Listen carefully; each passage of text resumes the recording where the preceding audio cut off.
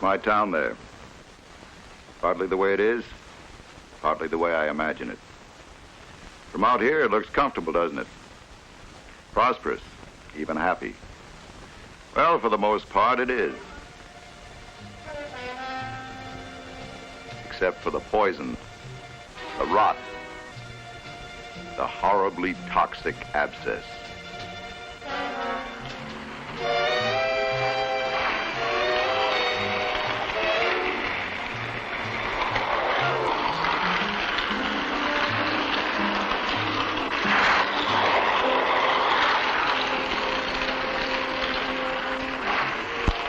That's Johnny Morrison.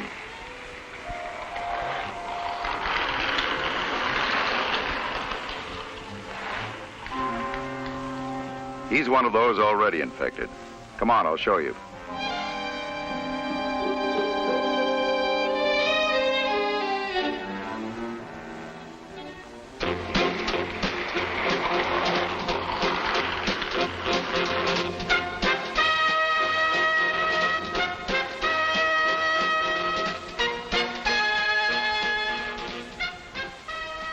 Take a look at what they're reading.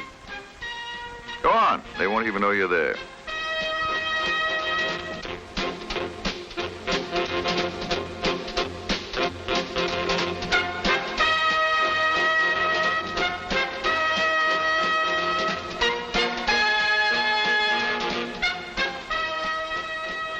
That's Garion.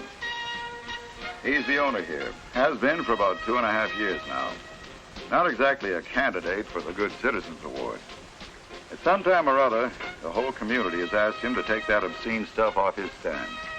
His response usually amounts to some form of dollar-sign logic. It's my business. I'll sell whatever makes a profit. So instead of getting better, the obscenity gets worse and worse. If that's possible anymore. If what's possible anymore? What are you talking about? You know exactly what I'm talking about, Gary, and I'm talking about you and your sewage. All the refuse collects here like a stopped-up cesspool. You put a price tag on it and you sell it without even batting an eye. Doesn't the smell ever bother you? You don't like them? Don't buy them.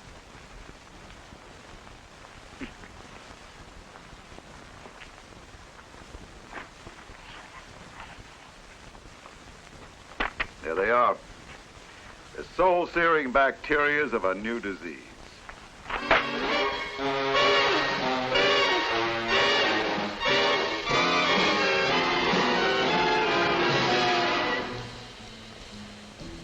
Look at them.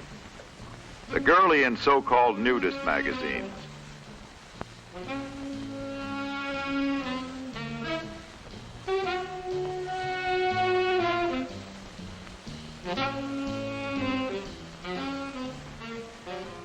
Magazines depicting lesbianism, homosexuality,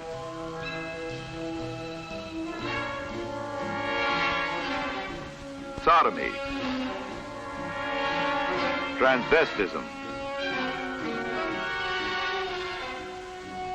sadism,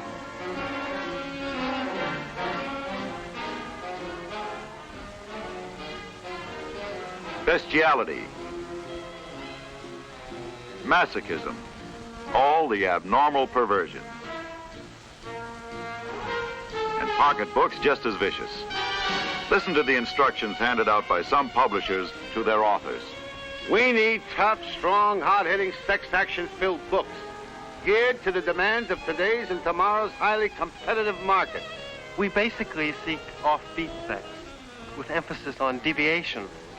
The more offbeat, the better. There's a demand for books about lesbians. Plot is secondary. What we need is detailed, vivid sex action scenes every few pages.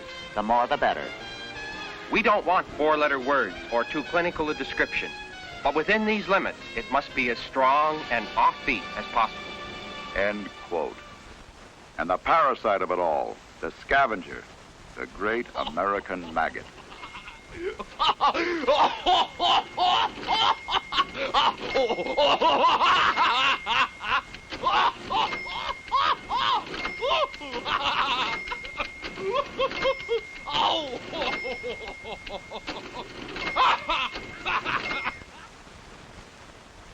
Yeah, we've had complaints about Garion before. Some worse than this. Then what happens now? In all probability, nothing. Nothing. But, Lieutenant, you can see for yourself these magazines and Are paperbacks. filthy and unclean and lewd. Now, I agree with you. The powers that be don't agree with us. You mean you won't help us? I mean, I can't. My hands are tied. Now, you can call it hopeless or call it a stone wall. It's all the same thing. I don't understand. How can you just sit there and say, sure, the stuff is rotten, but don't throw it in my lap? That's not exactly what I was trying to say. Then what? Look, I've just so much time, and this department has just so many men. Now, you put them both together, and there's not enough time or men to do the kind of job that has to be done. But Garion is wrong in what he's doing. Now, there's got to be some way to make him accountable for his actions. There is. You get the district attorney to prosecute. Once he does that, we can make the arrest. But I warn you, his experiences in cases like this have been pretty bitter and disappointing.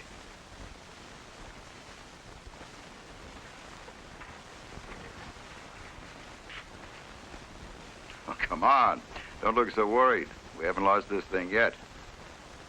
It's got to be a wedge. Leverage point. Something the police and the district attorney won't shy away from. It's got to be something.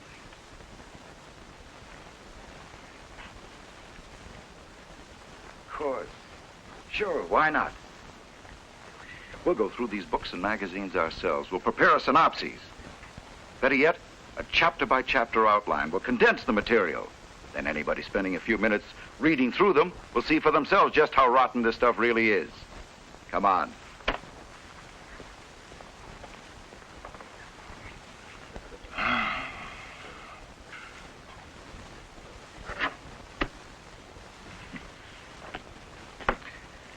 Come here. I want you to hear this. Diane awakens in her cheap hotel room, dreaming of a fierce hunger for a real live man. But her boyfriend is in jail for having intercourse with her best girlfriend in a public theater. Diane attempts masturbation, but turns to an empty whiskey bottle instead.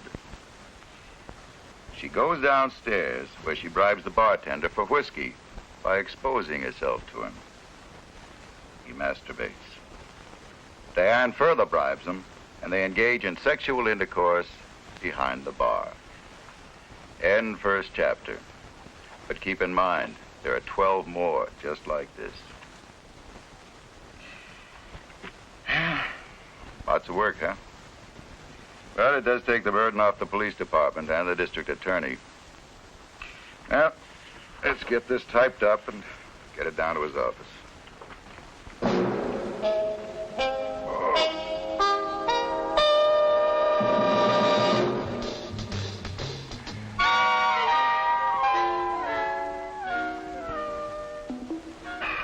Please, no more phone calls.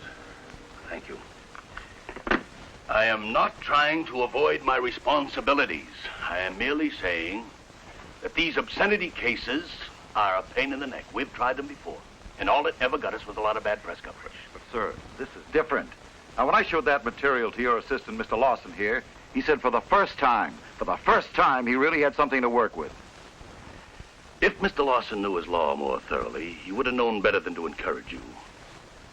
Now, I appreciate the work you've put into these outlines, but the fact is, this material is not prosecutable. My office can do nothing with it. I'm not trying to be a legal smart aleck, sir, but I think you're wrong. This kind of obscenity is prosecutable. Mr. Lawson, you don't know what you're talking about. Now, if you feel some kindred sympathy with this case, go on down to Gurren's. Pull all that junk off his stand. Talk to him. I don't care. Now, wait a minute. You know the police force can't do that. It's illegal. The only way we can bring any action against people like Garion is in the courtroom, where we can try his conduct before a jury. That's been tried before, remember? And not very successfully, I might add, little matter of precedent. Or maybe you know something that nobody else knows. Is that it? I know the Supreme Court of the United States makes it pretty plain what kind of cases they will uphold. Oh? And what kind of a case is that? We're talking about criminal cases, remember? Yes, I know. Then any case where the proper subject matter is presented, and where the defendant is accorded due process, and where that subject matter is passed upon by an impartial jury. If those three elements of a case are handled carefully, the Supreme Court will let the verdict of the lower courts stand. That's all well and good. But where's your authority? Here. I've been doing some research. 21 cases. Since 1957, 21 cases where convictions were obtained in the criminal courts were later denied review by the United States Supreme Court. I'm sorry, I don't follow you, Mr. Lawson. What does denied review have to do with our case? Not very much. It only means that the Supreme Court doesn't have to consider any case it doesn't want to. That's a textbook rationalization, and you know it. In criminal cases like these, dealing with free speech, every court must give a constitutional judgment. So when the Supreme Court of the United States denies review, it can only mean that they can see no infringement of the defendant's rights. In other words, the Supreme Court agrees with the lower court when it stated that the material was obscene. Now, that to me means something. All right, Lawson. Suppose you show me some examples. You have some, don't you? Yes, sir. These are the exhibits involved in Montford versus Maryland. These girly magazines were found obscene by a trial court and by the Supreme Court of Maryland. The defendant appealed to the United States Supreme Court. 1962, the Supreme Court denied review. Here are some of the magazines from Garians, as bad or worse.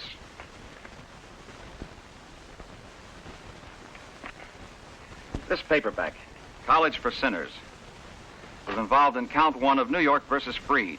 A trial in appellate court found the book obscene. New York's highest court refused to review the conviction. 1964, the Supreme Court of the United States denied review. And this after some claimed that only hardcore material could be prosecuted. Now, compare it with the books every kid can buy today at Garian's.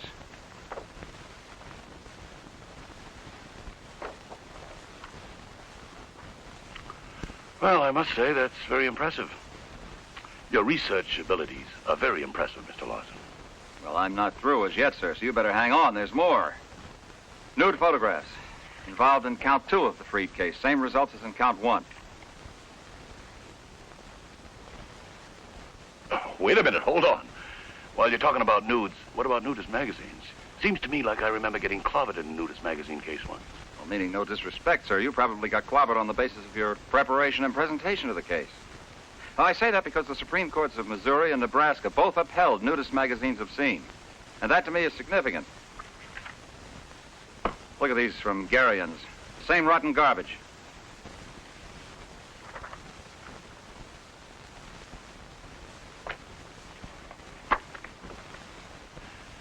Lawson, I don't know whether you irk me because you're arrogant or because you're right. Thank you, sir. Another paperback, Fear of Incest, from a California versus Williamson. A jury convicted a liquor store owner for selling it. The appellate courts held the book obscene. The Supreme Court of California refused to review the conviction. 1964, the United States Supreme Court denied review. And just for good measure, sir, I read the book. Why, it's mild in contrast to these from Garian's. Oh, yes, and just for the record, here's what Justice Fox said about Fear of Incest in his opinion. Such literature, quote, serves to erode our moral standards and tends to bring about the moral decay of our people, unquote. These sadomasochistic materials are from Garian's. Alberts of Roth Alberts fame was distributing material like this at the time of his arrest in 1957. The United States Supreme Court refused to reverse his conviction. All right, Lawson, all right. You may have a case, and then again you may not. It all depends, as you've already noted, on your presentation and the way you handle the jury and the arrest. So go ahead and file on Garian.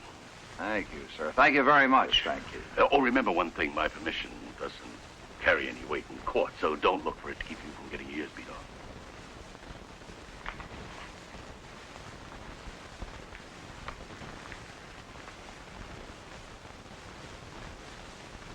I don't suppose I need to tell you, Lieutenant, that how you and your men handle this arrest is of extreme importance to our case. Yes, sir, I know. That's why I decided to be on this one myself. Chandler here will accompany me. We're ready to move whenever you give the signal. Well, right now ought to do just fine. Remember, Lieutenant. Yes, we know. Don't tread, don't even tiptoe on Garian's civil rights. We're there simply to make an arrest on this complaint. No mass seizures, no padlock. Good. Make it as simple and direct as possible. You want to check us on procedure? Definitely. We want nothing left to chance. We arrive at Garian's and pretend to be ordinary customers.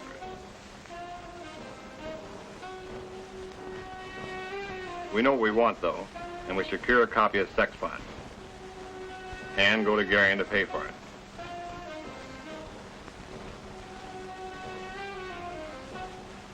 Then we ask if he has anything a little meatier than sex spots. If he does, we buy that book also. Right. An admission on his part that he is aware of the nature of the material he is selling would help.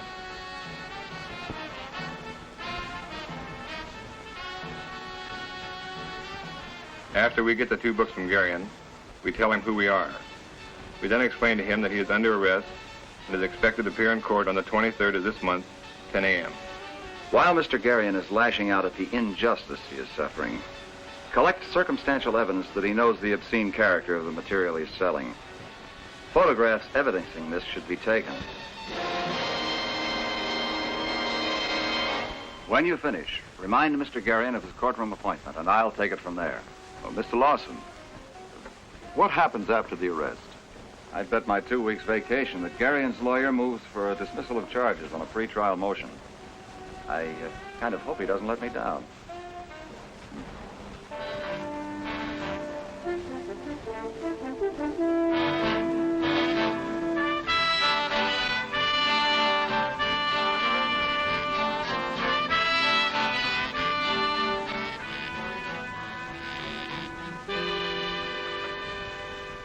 Your Honor, I'm for dismissal of the charge on the basis that the book Sex Pots is constitutionally protected and that this charge has been improperly brought. Your Honor, we strenuously oppose the defendant's motion. There is only one question to be decided here today, and that is whether or not this is a jury question. In other words... This is a matter of free speech. We think this case should be thrown out of court. Mr. Lawson, you may continue. Thank you, Your Honor. The question to be decided here, as I almost stated earlier, is whether or not 12 people might conclude beyond a reasonable doubt that this book is obscene. That the dominant theme of the book, taken as a whole, is an appeal to prurient interests. That is all, Your Honor. Are there any further statements either side would like to make at this time? Very well.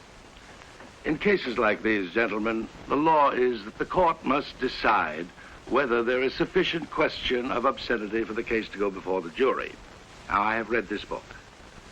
In my opinion, I feel that there is ample evidence that a jury could find this book obscene, and so trial is set for the 23rd.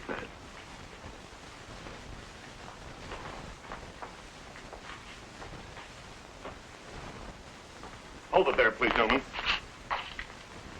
Mr. Lawson! Mr. Lawson! I understand an arrest has been made on the basis of a complaint against Garion for selling obscene books. Is this true? Are you going to prosecute? Yes, gentlemen, to both your questions. Excuse me, Mr. Lawson. Aren't you afraid of treading on the golden calf for free speech? No one's being denied his rights as a free citizen. All we're saying is read the book, read the outline even, and then say if the publisher, the author, the distributor, and the defendant haven't way overstepped the bounds of reason, decency, and free speech. Excuse me. Oh, hold it a minute. Aren't you the two that originally filed the complaint? Yes, that's right. May I ask why? I mean, why stir up a fuss about a few dirty books? We felt it was necessary. Isn't pornographic literature a minor problem of no concern to the vast majority of us? We are not talking about a small problem on the other side of the tracks. We are talking about a multi-million-dollar-a-year business. About smut peddlers who stain every neighborhood of every city in the country with their slime. We're talking about their victims, about young kids caught between a natural curiosity about sex and the vicious, perverted lust of pornography. We're talking about adults, too, whose immaturities have been fed by such sex fantasies. Too often have their homes and marriages dissolved into guilt and failure. But in the minds of the smut peddlers, such mutilation of heart and soul is totally justified because it shows a profit. We are talking here about such a peddler in our community. One who does not consider any other man his brother or his concern. One who would betray our community and every man, woman, and child in it for a paltry 30 pieces of silver or less. Well, that's about it for us. The judge will make his charge. The jury will bring in a verdict. All we can do now is wait and hope. Gentlemen, you ready to hear the apology of a public servant? It seems that Mr. Lawson and you two had considerable greater vision than I did. But believe me, gentlemen, from now on, I'm never going to allow legal rheumatism to set up in my office ever again. Thank you. That means a lot. Well, thank you. Oh, yeah, I thought you might be interested in this. Oh, go ahead, read it out loud.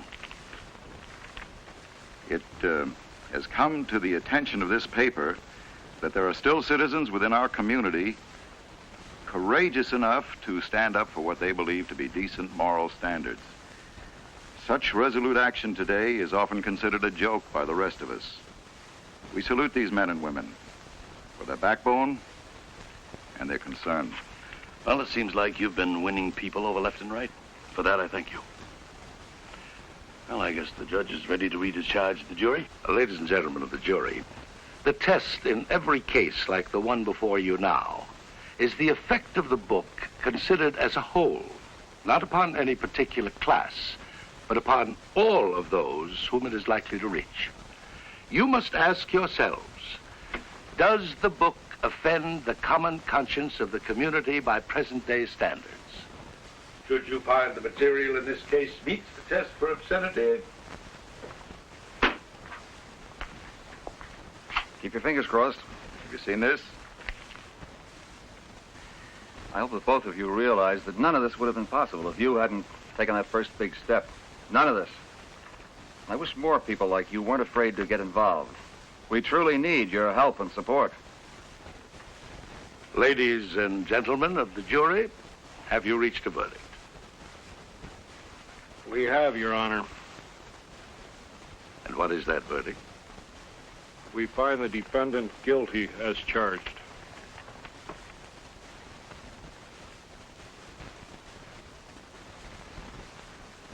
Ladies and gentlemen of the jury, I wish to thank each of you for your services. By your verdict, you have made a significant contribution to your community welfare. I also wish to thank the police and the prosecutor for the conscientious way in which they have carried out their duties. Better to illustrate what I mean, let me quote Mr. Earl Warren, Chief Justice of the United States Supreme Court. There has been some tendency in dealing with this area of the law for enforcement agencies to do only that which is easy to do. For instance, to seize and destroy books with only a minimum of protection. As a result, courts are often presented with procedurally bad cases and, in dealing with them, appear to be acquiescing in the dissemination of obscenity.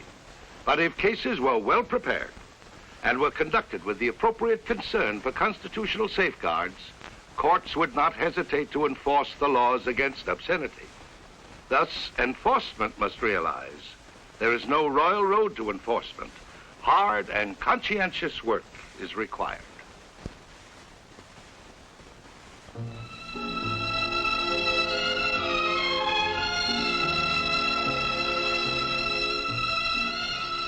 Yes, sir.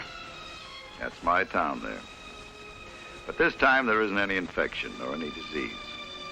And on behalf of my town, I want to thank you for being around to help. But there are other towns, even your own. Take a long, honest look at your town.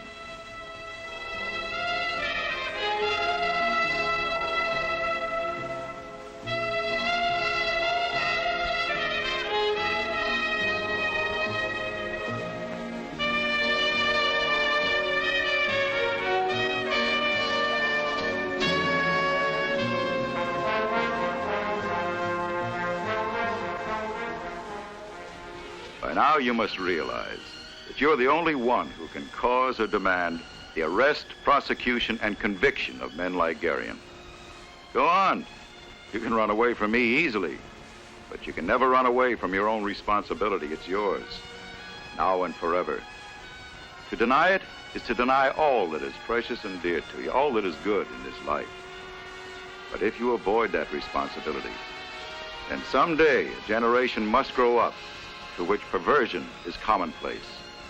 And that generation will, in its own perverse anguish, curse us all for having been so unconcerned. You must decide, my friend. You must decide very soon.